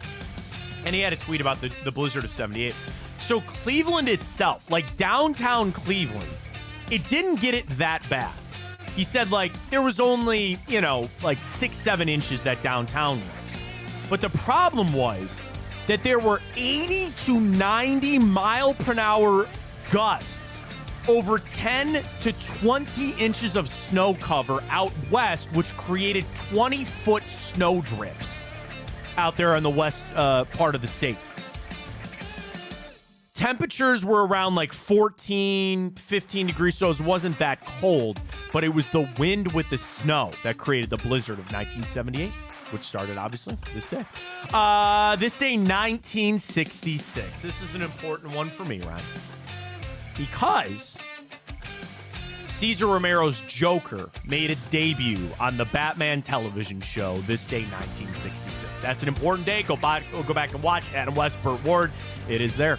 This day, 1926, John Logie Baird demonstrated the television for the first time in public. Where would we be? Where would we be? This day, 1913, Jim Thorpe gave back his Olympic medals after it was found that he played a semi-pro baseball game, was paid $25, making him a professional athlete and therefore ineligible for the Olympics, of course. I think we did this in Time Up a little while ago. He, of course, got his Olympic medals reinstated later. I think he passed away, unfortunately, but they did reinstate his medals. This day, 1837, Michigan was admitted to the Union as the 26th state. Could live without him. Why is it two places? Why is Michigan? Why can't just because you ever talk about people with the mitten? Yeah. When you look at it and they tell you on the state of where you're, why do they get that other part too? I don't know. Why is that not? Isn't it Wisconsin? Yeah, it's like, yeah. Why don't they just make that a part of Wisconsin? I don't know, Matt. I don't get it. What do they call people that that figure out like maps and shit? Like, Oh, I don't. topographer? Topography is the study of the Topography? land. Okay. Yeah. Geographic lines, I don't know. Yeah, how that goes. That's freaky. I don't know why it is. This day, 1788, the British began their settlement of Australia. 11 ships carrying convicts landed in the colony of New South Wales, effectively founding Australia. Did you know Australia was built as just a prisoner island? I did. For the English. I want to go. I don't want to get on a plane for 15 hours, though. I think I saw a stat. It was like Britain has been involved in like 90% of all wars. It makes sense. Yeah. It makes sense. Oh, stern crap. I'm just kidding. We live in a time, Ryan. Go eat your beans. Yeah. I loved Ireland. Ireland was great. I've never been to Britain, right? It's part of Great Britain, but Yeah. I've never been there. Very happy birthday goes to the legend himself, Mr. Bob Uecker. Harry Doyle. So many lines from Major League. Now, Vaughn, a convicted felon or juvenile delinquent in the offseason. Just a bit outside. Bob Uecker celebrating a birthday today. From one GOAT to another, Wayne Gretzky, the great one, celebrating a birthday. Vince Carter, former Browns punter Reggie Hodges. Wow. Manti Te'o celebrating a birthday. Oh, dude. It's Isaac Okoro and Darius Garland's birthday today. Oh, we should have put him in our boost. Damn it. Wow. What are they, like 22 Damn it. and 23? I don't even want to think about it. But yes, probably 22, 23. Ellen DeGeneres. Didn't end all that well on the TV show. Eddie Van Halen and Paul Newman. That's a pretty solid day of birthdays there, if I do say so myself. All right, 2 television shows for you today. We debuted this day 2003. My first hint was this guy was really big in the news about 2 weeks ago. What year? 2003. He was big in the news a couple weeks ago? Yeah. For a riff that he had with somebody. The Jimmy Kimmel That is Show? correct. Nice. Nice. The Jimmy Kimmel Show. Of all your late night show hosts, which one do you go? Can I be honest? I don't really like any of them. I don't really like either of them. I kind of... Fallon, Colbert. Yeah. I was a Letterman guy growing up. I don't like any of them. I think they're all dirtbags. Yeah, and I was, they whatever. Yeah, I agree. I don't really watch late night television anymore anyway. So nice. So Jimmy Kimmel is correct this day, 2003. And then we go back to a television show that debuted this day, 1979. The opening credits of this show featured a very famous car jump. The opening credits of this show Car jump? featured a very famous car jump. Like Evel Knievel car jump? It's pretty close, yeah.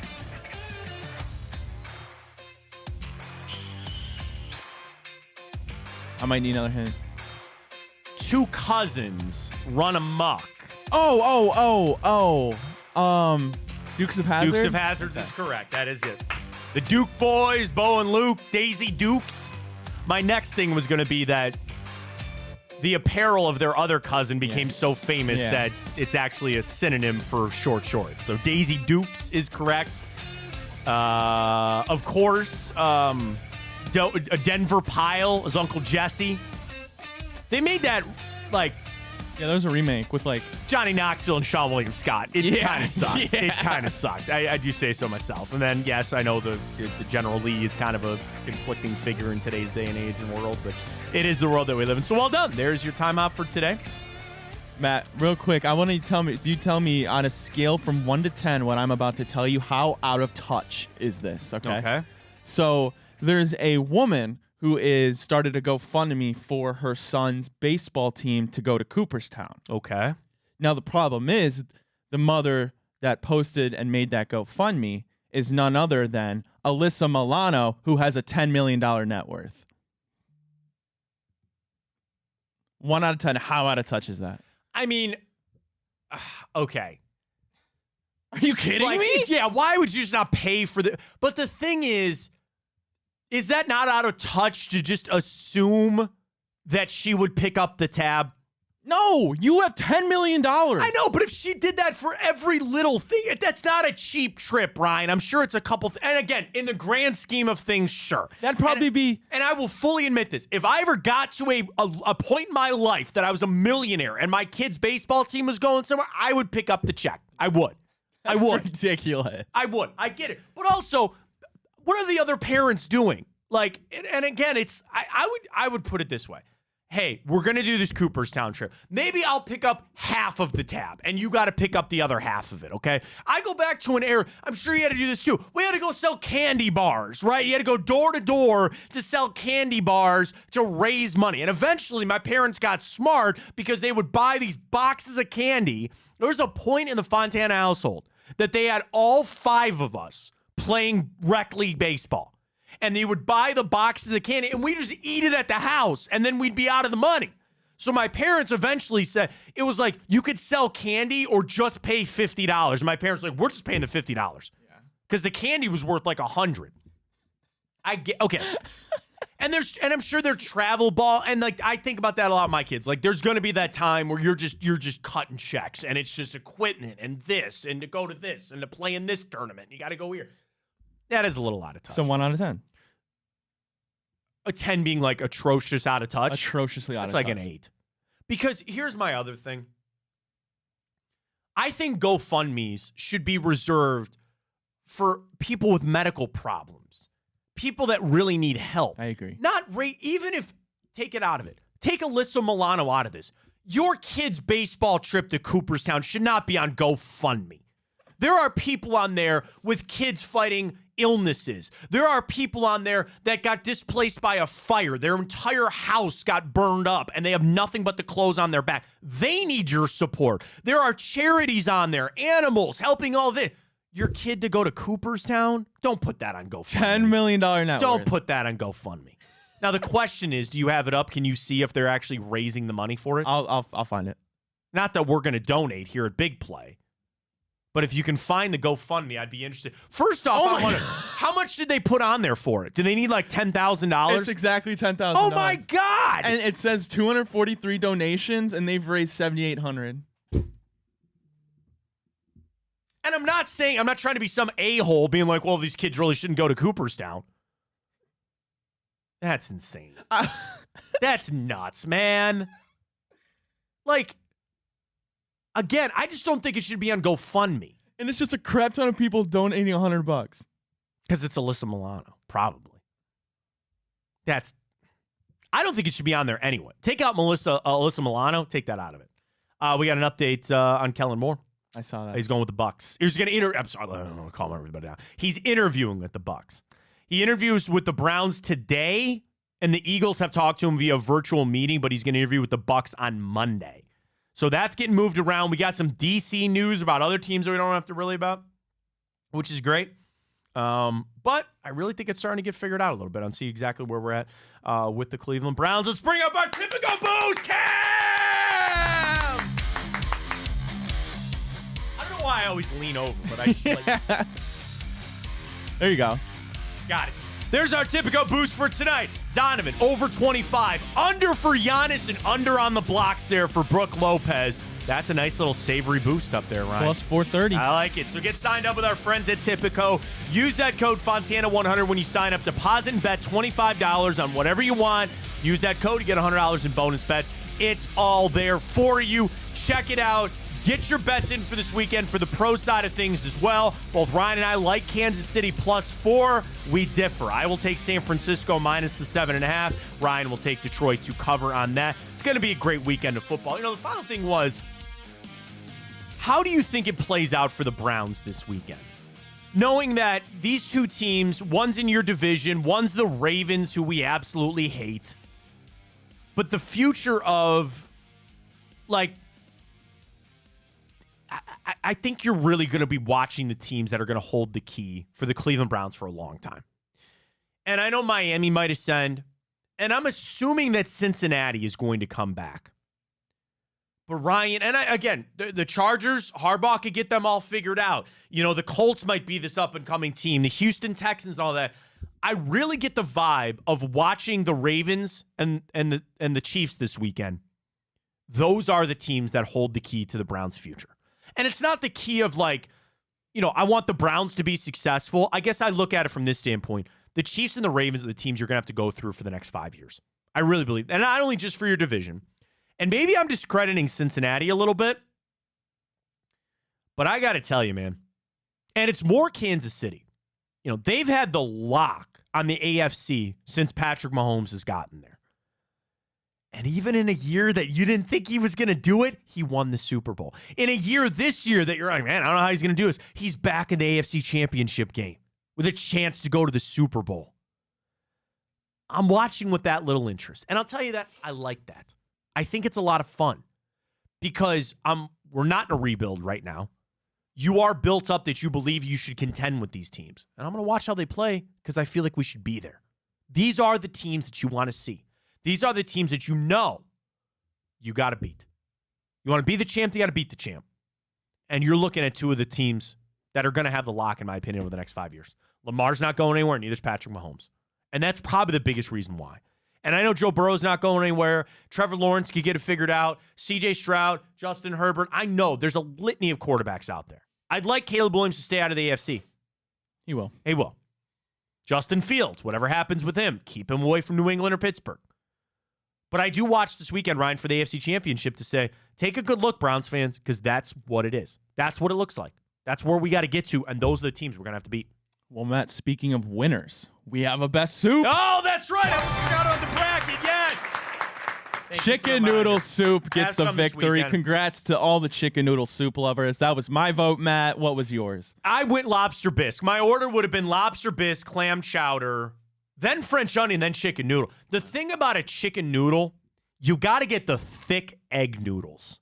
You know what I mean? And I've had stringy, like you can make it with, listen, everybody's had Campbell's. You know, you just pop that open. I mean, who didn't grow up on that as a kid? Everybody did. And that's good to a right. But the thing is, God, you know what? I'm making chicken noodle soup next week. We just stocked up, just went to Costco, got all the chicken, and I think I have leftover egg noodles. I could live in Costco. Dude, it's dangerous. Take a 2-year-old there. Every aisle. Dad. And just he pretty much ate dinner from the free samples. Yeah. But it's a great time. I love Costco. I'm going to make some chicken noodle soup next week. Chicken and rice is very good too. Didn't make the bracket, but I think pseudo chicken noodle. The thing on the chicken noodle, you got to get the thick noodles. Got to give me the thick noodles. Yeah, I agree.